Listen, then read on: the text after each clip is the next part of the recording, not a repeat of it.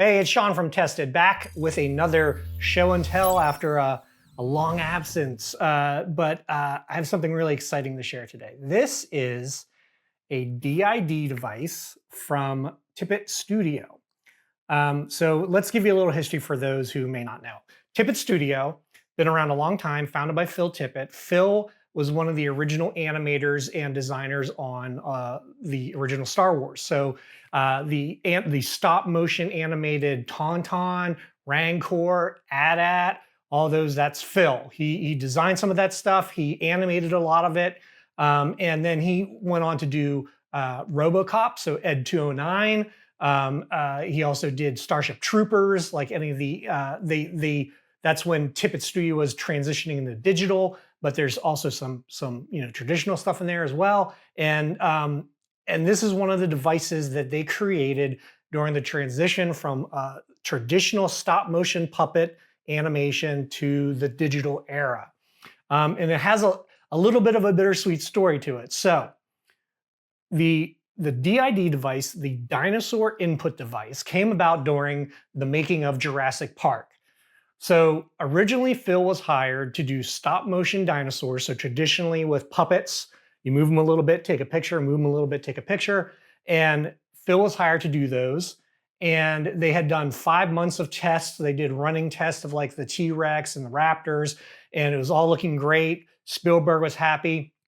But at the same time, Dennis Muren, a friend of Phil's who also is a Star Wars alumni, Dennis had always been in the digital realm and working with computers. And he got to the point where like, I think that we could do these dinosaurs digitally.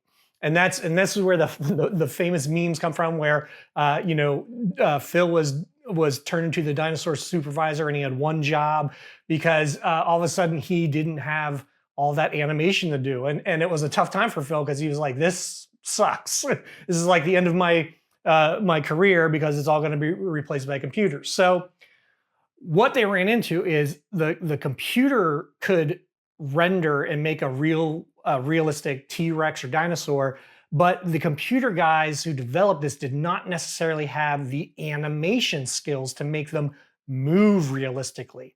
And that's where Tippett Studio came back in, because they're like, well, that's what we do. So the DID, Dinosaur Input Device, was created to bridge that gap, to have the computer guys and the animation guys work together.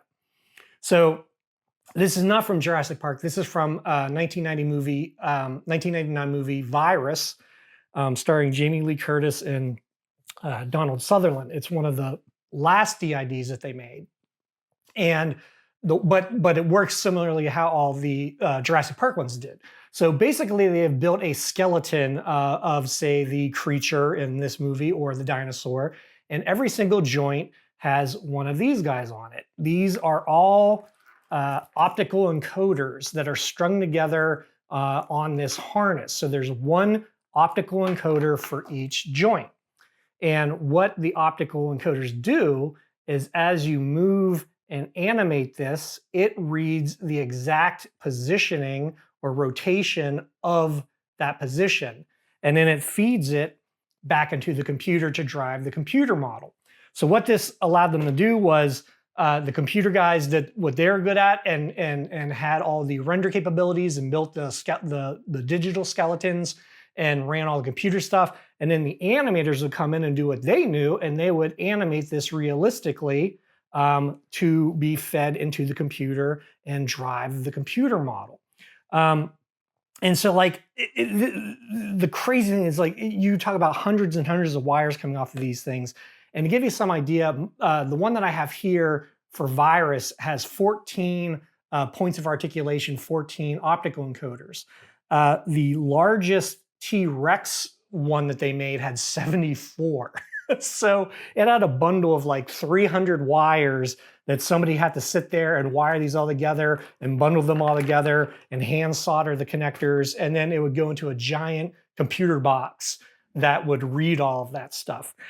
And this is basically the DID device is basically pioneered by a relatively small group of people. It was Brian Knepp and Craig Hayes from Tippett, who had been there a long time, and they were used to like machining and making metal armatures for traditional puppets. So they did a lot of this kind of work.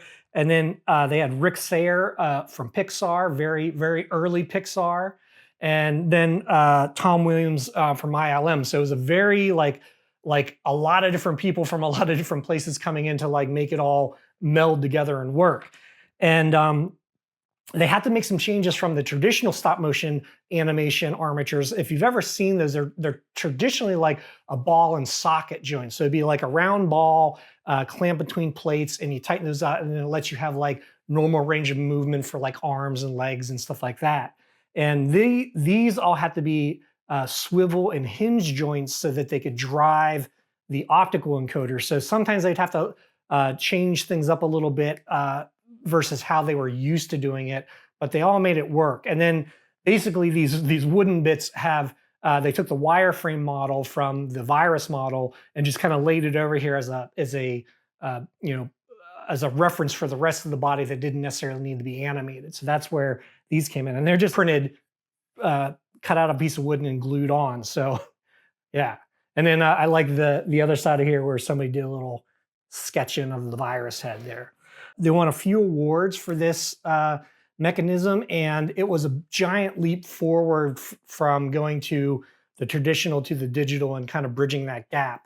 And as the digital stuff got better and better, and digital animators got better, and then like traditional animators made the move to digital, they didn't need these as much because they could make it all work inside the computer relatively easily. So as far as I know, this technology was only used on maybe half a dozen movies. So it was used on Jurassic Park first. It was used on a movie called Three Wishes, Dragonheart, Virus, Tremors 2, Starship Troopers. They did bug DIDs as well for some of the warrior bugs. And I think Virus was the last one. And Virus is interesting because it was mostly a traditional effects movie. Like a lot of the stuff that they did for that was just like built physical props, but there was some digital stuff that Tippett did.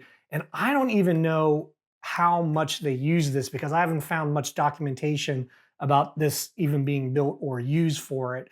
But you can of course tell that this is definitely the creature. So I asked Phil a little bit about it, and he wasn't quite sure.